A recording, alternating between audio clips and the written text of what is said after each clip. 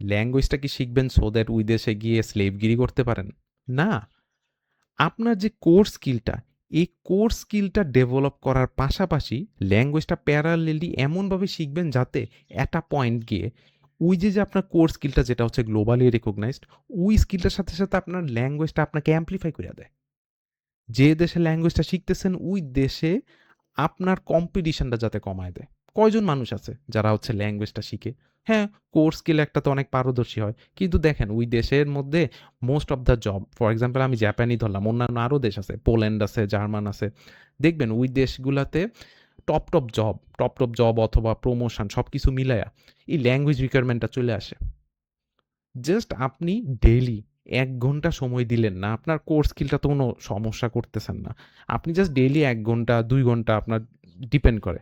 Just ১ ঘন্টা, ২ ঘন্টা consistently দিলেন না দেখেই ২ বছর, ৩ বছর পর গিয়ে আপনি ওই অপরচুনিটিটা পাইলেন না। এই আফসোসটা মানে একটু না? So that's the thing. আপনার গোল এমন হবে না যে আমি সাথে ভাষাটা শিখা ওই দেশে হচ্ছে একটা লো লেভেল জব করব। এমন একটা স্কিল, এমন একটা এক্সপেরিয়েন্স গ্যাদার আপ করবেন, যাতে ওই স্কিলটা গ্লোবালি হাইলি ইনকাম জেনারেট করে এবং ওই স্কিলটার মাধ্যমে আপনি মনে করেন ভাষাটা শিক্ষা ওই দেশে গেলেন। আচ্ছা ঠিক আছে গেলেন। ভাষাটা তো আপনার স্কিল হিসাবে আছে এবং সাথে, সাথে আপনার অন্য আরেকটা যে স্কিলের experience, it can be anything, marketing, finance related anything. Okay? ওই দেশে গেলেন। হয়তোবা let's say the worst case scenario ওই দেশে গিয়ে আপনার মন টিকলো না। আপনার হয়তোবা ওয়ার্স্ট কেস সিনারিও হইল। কিন্তু আপনার যে স্কিলটা শিখছেন যেটা হচ্ছে গ্লোবালি রিকগনাইজড ওইটা তো আপনার সাথে রয়ে গেছে। এবং যে ল্যাঙ্গুয়েজটা শিখছেন ওইটা কি ওই দেশের মধ্যে খালি লিমিটেড? বাংলাদেশেই জাস্ট জাপানিজ ল্যাঙ্গুয়েজ শিখার কারণে আপনি অনেক জব পাইতে পারেন। এমবেসির মধ্যে অনেক জব পাওয়া যায়, অনেক কিছু। আপনি জাস্ট ইন্টারনেট খুলেন, কত টাইপের যে জব আছে, ঠিক আছে? আপনার জাস্ট ওই পার্টিকুলার জিনিসে ইন্টারেস্টেড, মোটামুটি একটা ইউনিকলি রিপ্রেজেন্টেটিভ স্কিল হিসাবে হওয়া লাগবে। ওভারঅল সব মিলে হচ্ছে আপনার অনেক অপরচুনিটি আছে। ইটস নট লাইক যে একটা মোনোটোন যে ল্যাঙ্গুয়েজটা শিখতেছে ওই দেশে থাকার জন্য। হ্যাঁ, ওই দেশে হচ্ছে একটা প্রাইমারি জিনিসটা, ওই দেশে ল্যাঙ্গুয়েজটা রিকোয়ারমেন্ট। বাট একটা ল্যাঙ্গুয়েজ দিয়ে অনেক কিছুই, ঠিক আছে? আপনি দেশে বসে অনেক কিছু ওই রিলেটেড জবের মধ্যে ইন্টিগ্রেট হইতে পারেন।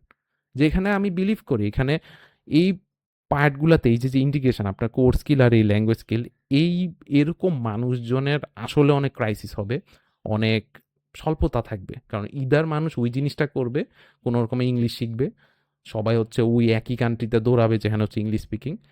ওই দিক দিয়ে এই জিনিসটা করবে না যে আমি একটা কাইন্ড অফ একটা ভাঙ্গা কনভারসেশন লেভেলেই গেলাম। বাট ওই যে একটা মানুষ যে হচ্ছে একটা সেন্টেন্সই বানাইতে পারে না, ইন কম্পেয়ার টু আপনি ভাঙ্গাই কমিউনিকেট করতে পারতেছেন, ওই মানুষের তুলনায় আপনার ব্যবধান হিউজ, হিউজ।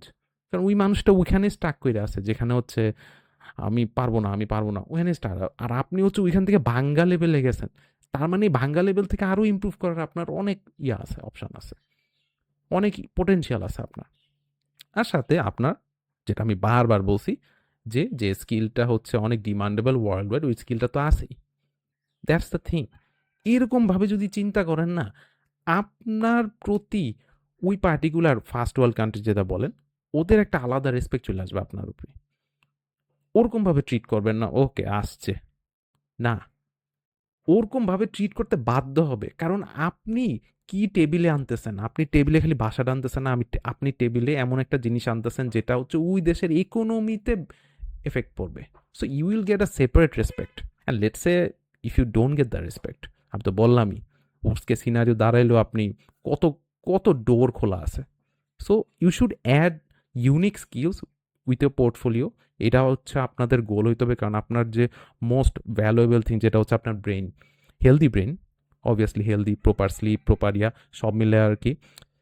এই সব মিলে হচ্ছে আপনার যে সবচেয়ে ভ্যালুয়েবল জিনিসটা, এই জিনিসটাকে আপনি কতটা ইউনিকলি ফর্ম করতে পারেন, ইউনিকলি পোটেনশিয়াল হবে, ডিসিপ্লিনারি সব কিছু মিলে কেমনে ফর্ম করতে পারেন, এইটাই হচ্ছে ডিটারমাইন করে আপনার আসলে লাইফের পজিশনটা হচ্ছে আপনি কিভাবে এক পজিশন থেকে আরেক পজিশনে ফ্লেক্সিবল হইতে পারবেন। ঠিক আছে? দ্যাটস দ্য থিং আর কি। সো হোপফুলি আপনারা সাম কাইন্ড অফ একটা পাইছেন, অ্যান্ড হোপফুলি এরকমভাবে আগানোর ট্রাই করবেন, নট লাইক মোনোটোন, একটা সিম্পলভাবে সিম্পল এক্সপ্লেনেশনে রেদান ক্রিটিক্যালি থিঙ্ক করে আগাইতে ট্রাই করবেন, তাহলে দেখবেন অনেক ফ্লেক্সিবল হয়ে গেছেন লাইফে। যেখানে মনে করেন আপনার worst case scenario আসলেও আপনার ব্রেইন এমন লেভেলের স্কিল হোল্ড করে যে আপনি ম্যানেজ করে নিতে পারবেন। এরকমভাবে নিজেকে ফর্ম করবেন। ওকে? সো আর বাড়াচ্ছি না। টাটা।